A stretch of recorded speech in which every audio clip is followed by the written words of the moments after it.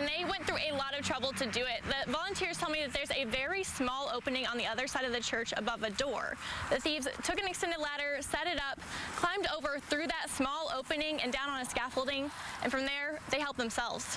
We've just been devastated. Norman Kane-Ariola is a missionary. He oversees dozens of men and women who volunteer their time with the Assembly of God U.S. maps. For the second time in 3 years, they've come from across the U.S. to rebuild the Mauriceville Assembly of God after it was damaged by both Harvey and Imelda. They pray about it and say, God, where do you want me to go? And here in Mauriceville, we had the tragedy of having our tools stolen.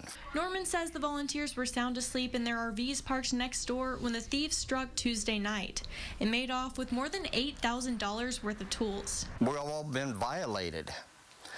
For someone to steal from the church, I'm going to let God deal with them.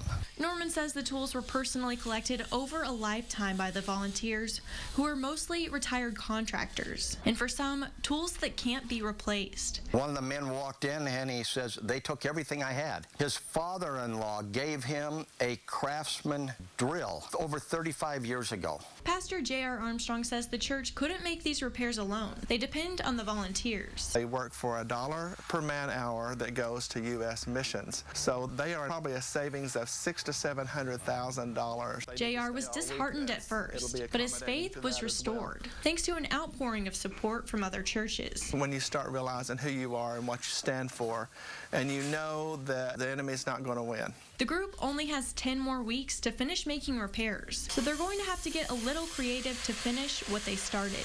Any help that the community can give to us, we sure would appreciate it.